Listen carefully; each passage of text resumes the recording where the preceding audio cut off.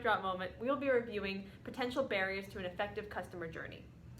What's a customer journey? A customer journey is literally the journey a potential customer takes from learning about your brand or product to eventually taking an action to convert, like signing up for a newsletter or purchasing something. Duh, okay, I got it. Anyways, here are the top 2 barriers that can hinder a successful customer journey. Barrier number 1. Forms, offers, and contents aren't working effectively. Many companies fall short in these areas with common mistakes including weak offers, stale content, and long forms. Well, what's wrong with long forms? I thought it was good to have a lot of information. Actually, it's actually the opposite. Let me show you an example. Okay. Here's an example of an online form that we feel is less effective because there's just way too many fields. The submit button is all the way in the lower fold. And if you look at all of the fields, all of them are required, with some having way too many options.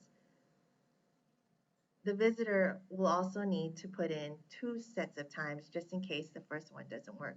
We've asked this client to clean up this form similar to what we have here at Halt's Restaurant, where there's only a total of 4 fields. All that you need to do is enter your name, your email address, subject, and your message. This can be done in a matter of seconds.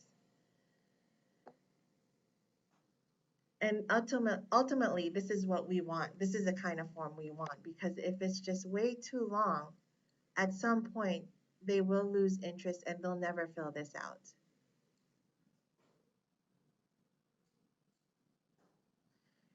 So the key really for these forms is to keep it short, and sweet, and simple. Barrier number 2. There's not a system in place for tying behaviors together across channels. For many businesses, the path to purchase will take customers across channels and devices. It might involve visiting a website, opening a mobile app, dialing a call center, liking something on a social channel, reading something on a website, responding to an SMS message, watching a video, or more. The problem many marketers have is that their technologies aren't integrated in a fashion that enables them to capture these cross-channel behaviors and attribute them to an individual and then respond with relevant content. The solution is to build out integrations across departments and channels. So ask your client, are you able to track attribution across channels?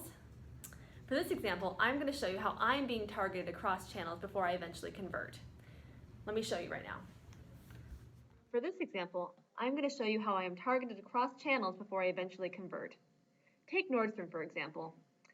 I was scrolling on here trying to find a few shirts or sweaters for the colder fall season, but I'm not ready to convert yet. Instead, I'm going to procrastinate and go to my Facebook feed. However, Nordstrom has followed me here too with the sponsored post. Now, while this is promoting booties, I still kind of want to go back and buy that sweater, but not quite yet. So instead, I'm going to visit my favorite website, Scary Mommy.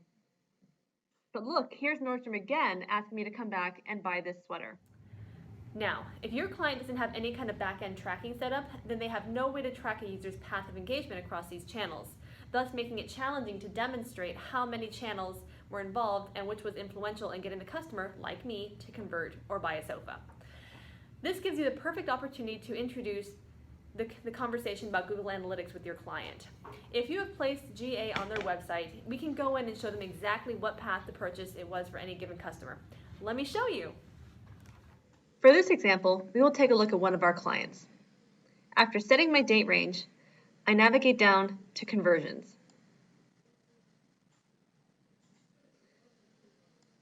Then I look at multi-channel funnels, and then top conversion path.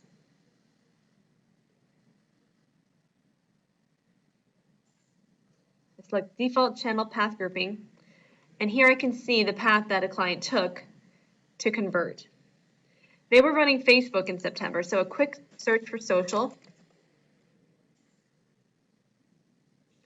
will bring up how social played a part in these conversions. As you can see, most of these conversions had a long path, and social was generally towards the top of the funnel. This is important to know when talking to your clients about the importance of each product we offer and its purpose. And this has been another Mic Drop moment.